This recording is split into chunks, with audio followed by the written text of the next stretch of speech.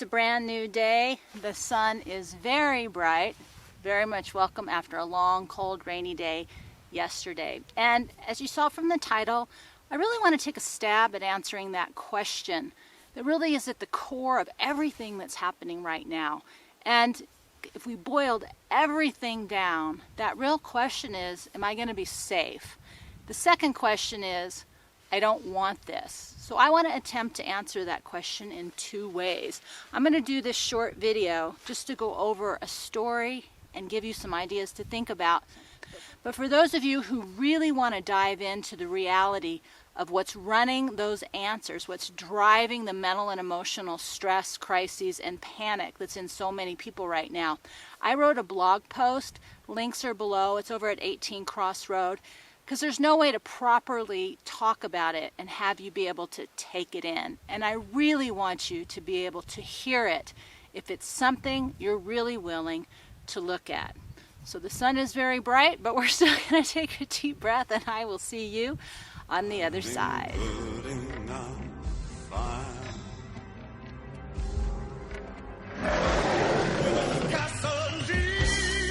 So sitting here with the sun in my eyes is actually an excellent metaphor for what's happening out in the world right now, especially of information. We are being blinded by the amount of information coming at us to the point where you just can't see. We don't know what's true or what's real. So I wanted to just take a moment to just take a breath and calm down and really get to the bottom line. When we have too much coming at us, we don't even know what that core question within us is. And if you boil everything down to its bottom, the two big questions are, am I going to be safe, which is our fear response, and I don't want any of this, which is our rage and our anger and our resistance. I don't want a pandemic. I don't want a collapse. And at a personal level, I don't want to be here anymore. And at the way things are going, I am never getting out. So I just wanted to talk about that as a way to start calming ourselves down. Taking some deep breaths, that stimulates our parasympathetic response, which calms that stress, that sympathetic response down. And it allows us to gain some control over what we're thinking and feeling and not panic driven. The dog is still inside. And one of the things that happened this winter is we had a pretty bad storm, and we had a lot of newborn cows. And I don't run this cow farm, so I don't have any control over the way that it's managed.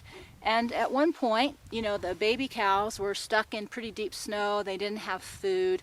There was no dry spots, and there was no shelter, which, is the same for true of all of wildlife. But it's so emotionally upsetting to see little tiny babies, whether they be cows or anything else, suffering. I mean, they were like little ice balls. There was a really brutal hard rain for several hours, and then the temperature crashed before it dried out, and so they were soaked wet and then frozen.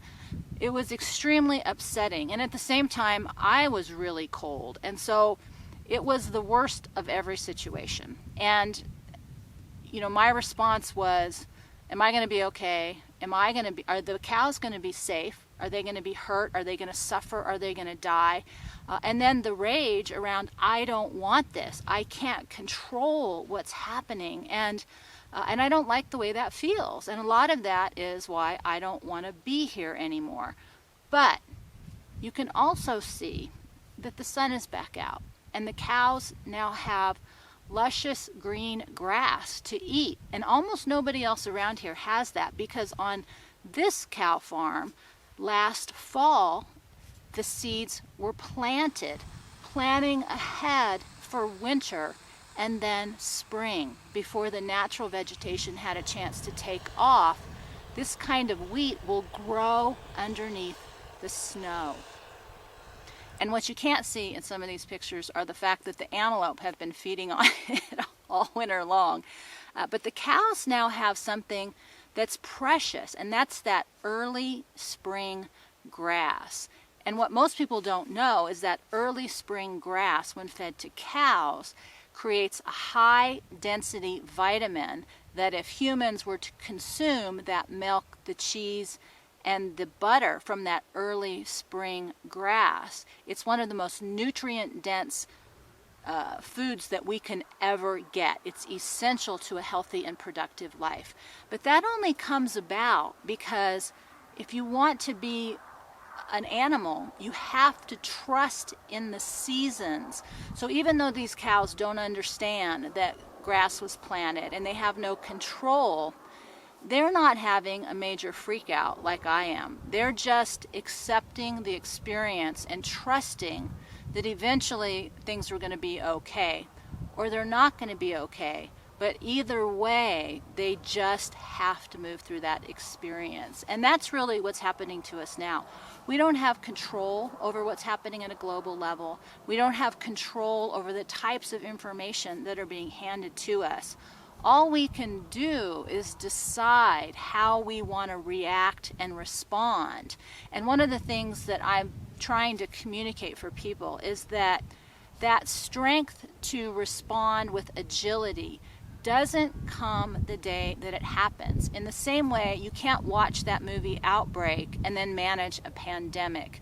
You can't watch a series about being a doctor and hang a shingle and actually make people better. And in the same way, we can't manage ourselves in a crisis if we haven't put any effort into the processes.